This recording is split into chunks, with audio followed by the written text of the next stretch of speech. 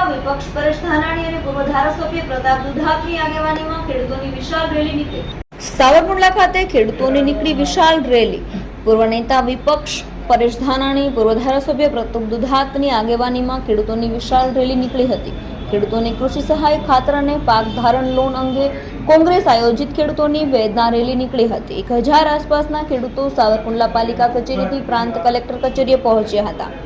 પૂર્વ નેતા વિપક્ષ પરેશ ધાનાણીએ ખેડૂતોને ન્યાય આપવાનો કહી સૂત્રોચ્ચાર કર્યા હતા।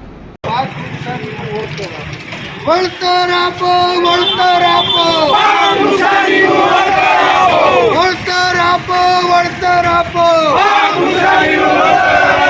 વળતર આપો, વળતર આપો।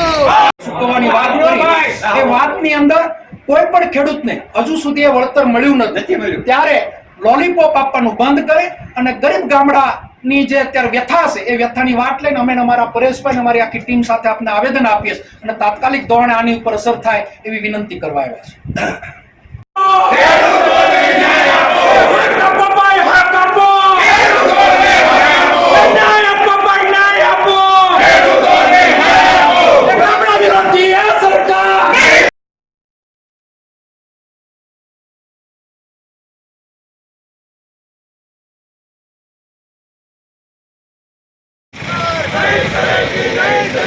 जबड़ा विरोधी आ सरकार नहीं चलेगी, नहीं चलेगी। कर आतंकवादी आ सरकार नहीं चलेगी, नहीं चलेगी। कर आतंकवादी आ सरकार नहीं चलेगी, नहीं चलेगी।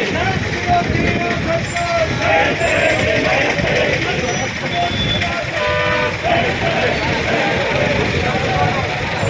नहीं चलेगी। આજે ખેડૂતોને વેચનાની જે રેલીની પણ રેલો કાઢ્યો હતો।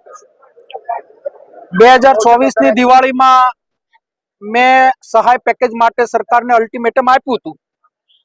આ વિસ્તારના ધારાસભ્યોએ પ્રજાની એટલે કે ખેડૂતોને ગુમરાહ કરવાનું કામ કર્યું હતું। ત્યારે ફરી વખત એક અલ્ટિમેટમ સાથે જિલ્લાની અંદર જન આંદોલનની શરૂઆતનો પાયો સાવરકુંડલાથી નાખ્યો છે। હું મારો હક ખેડૂતોનો માગવા માટેની અપીલ કરવા માટે સરકારને 7 વાર વિનંતી કરીશ કે અમે અમારો હક માંગીએ છીએ। વીમા કંપનીઓ ચીટિંગ કરીને જતી રહી, સહાય નામે ડિક્લેરેશન થાય, પેકેજ અહીંયા સુધી પહોંચતું નથી તો અટવાણું ક્યાં એ ઉઘરાણી કરવાનું એક આંદોલન હતું। વીજળી અનિયમિતતા, ખાતરનો તોતિંગ ભાવ વધારો, ડુંગળીની નુકસાનીમાં ખેડૂતોને સહાય પેકેજ ડિક્લેર કર્યું, હજુ સુધી કોઈના ખાતામાં પૈસા આવ્યા નથી। ત્યારે વિવિધ 7 મુદ્દાઓ સાથે પ્રાંત ઓફિસે આજે શરૂઆત કરી છે। આવનાર દિવસોમાં આ વાત ગામડાની અંદર ચોરે ચોપાલે ઘર ઘર સુધી પહોંચાડવાનો પ્રયત્ન કરીશ।